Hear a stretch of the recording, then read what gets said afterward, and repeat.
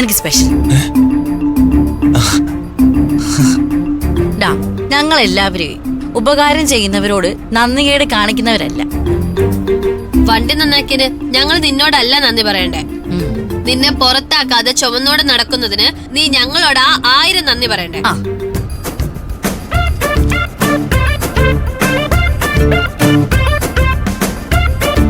നീ ആരെയാ കോൾ ചെയ്യുന്നേ?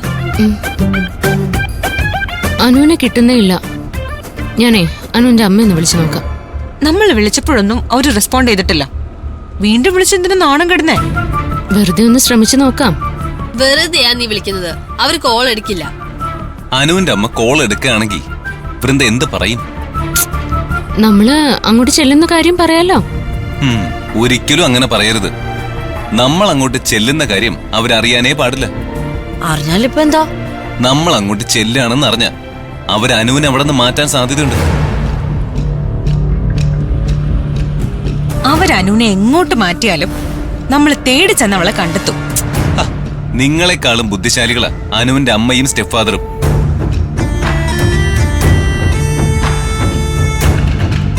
അനു നമ്മളാരെയും ബന്ധപ്പെടാതിരിക്കാനല്ലേ അവരവളുടെ ഫോൺ സ്വിച്ച് ഓഫ് ആക്കിയത്.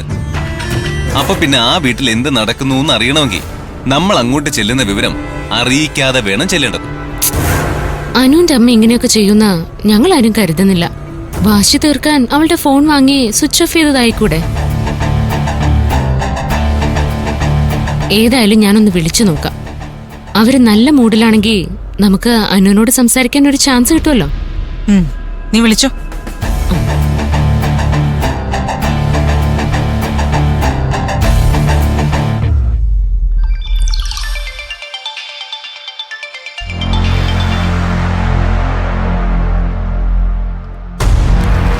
ആരാ വിളിക്കുന്നേ? നീ കോള് കട്ട് ചെയ്യുന്നത് കൊണ്ട് ചോദിച്ചതാ.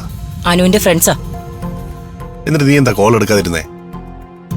അവരെന്തിനാ വിളിക്കുന്നതെന്ന് എനിക്കറിയാം. അതുകൊണ്ടാ ഫോൺ എടുക്കാതിരുന്നത്.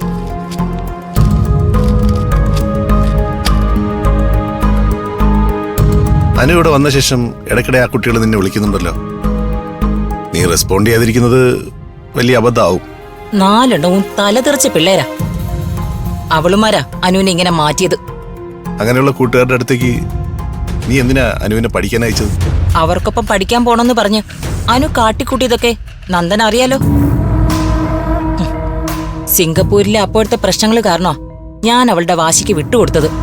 അനുവിന്റെ ഫ്രണ്ട്സ് ഇടയ്ക്കിടെ ബന്ധപ്പെടാൻ ശ്രമിക്കുമ്പോ നീ അവരുമായിട്ട് സംസാരിക്കാൻ തയ്യാറാകാത്തത് നമുക്ക് പ്രശ്നമാവാനാണ് സാധ്യത.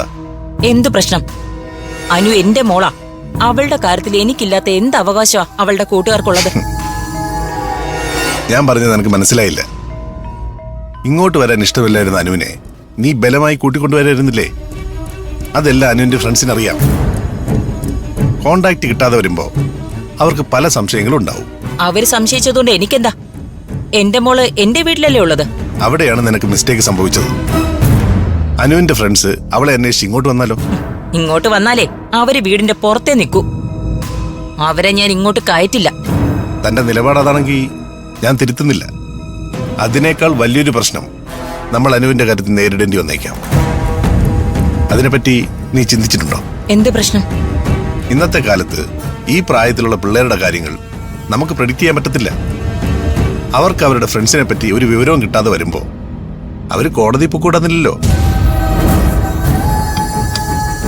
അനുവിന്റെ ഫ്രണ്ട്സ് കോടതിയിൽ പോയി ഒരു ഹേബിയസ് കോർപ്പസ് ഹർജി ഫയൽ ചെയ്താൽ അനുവിനെ നമ്മൾ കോടതിയിൽ പ്രസന്റ് ചെയ്യേണ്ടി വരും.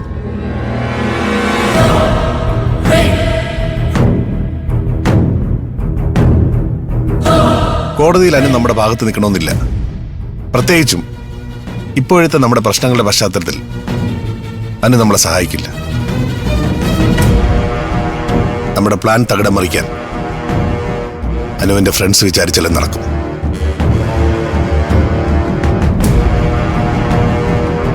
അതുകൊണ്ട് താൻ അവരുടെ കോൾ എടുക്കാതിരിക്കരുത്. അവരോട് വളരെ ജെന്യുവനായി തന്നെ സംസാരിക്കണം.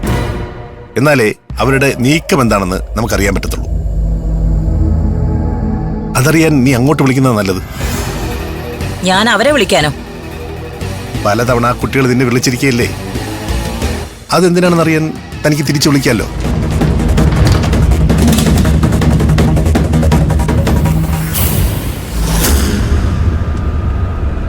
അനുവിന്റെ അമ്മയെ വിളിക്കേണ്ടെന്ന് ഞാൻ പറഞ്ഞതല്ലേ.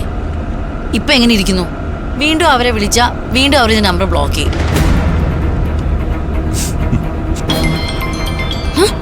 ദേ, അനുവിന്റെ അമ്മ വിളിക്കുന്നു. എന്തോ മഹാത്ഭുതം സംഭവിച്ചിട്ടുണ്ടല്ലോ. നീ കോൾ സ്പീക്കറിലിട്. ഹലോ അമ്മേ. മോളെന്നെ പലവട്ടം വിളിച്ചിരുന്നു അല്ലേ? മോളോ? ഇങ്ങനെ ഇവർ ആദ്യമായിട്ടാണല്ലോ വിളിക്കണേ. നിങ്ങളുടെ കോൾസ് എല്ലാം ഞാൻ കാണുന്നുണ്ടായിരുന്നു. ബിസിനസ് കാര്യങ്ങളുമായി ബന്ധപ്പെട്ട് നല്ല തിരക്കിലായിരുന്നു. അതുകൊണ്ടാ കോൾ എടുക്കാതിരുന്നത്. നിങ്ങളെ ആരെയും തിരിച്ചു വിളിക്കാനും സമയം കിട്ടിയില്ല. ഞങ്ങള് അനുവിനെ വിളിച്ചപ്പോ ഫോൺ സ്വിച്ച് ഓഫ് ആണല്ലോ. എന്തു പറ്റിയത് അവക്ക്? അവളെ വിളിച്ചാൽ നിങ്ങൾക്ക് കിട്ടില്ല. അവളുടെ ഫോൺ എവിടെയോ മിസ്സായി. ഇതുവരെയും തിരിച്ചു കിട്ടിയിട്ടില്ല. ഇത് കള്ളത്തരാ പറയുന്നേ. കേട്ടാലേ അറിയാം. നമ്പര് ശരിക്കും. മിണ്ടാതിരിക്കുക. അമ്മേ, ഞങ്ങൾക്കൊന്ന് അനുവിനോട് സംസാരിക്കണം. അവളവിടെ ഉണ്ടെങ്കിൽ ഫോണൊന്ന് കൊടുക്കാമോ? അയ്യോ സോറി മോളെ, അവളിവിടെ ഇല്ല.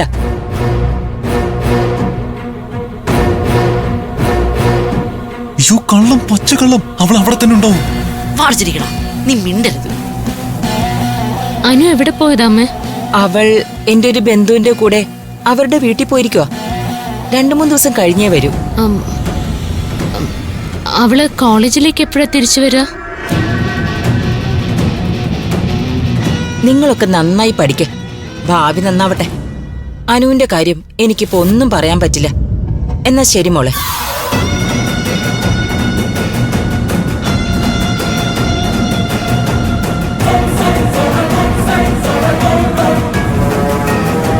അവളുടെ ഒരു അന്വേഷണം. എന്താ അവരുടെ പ്ലാൻ?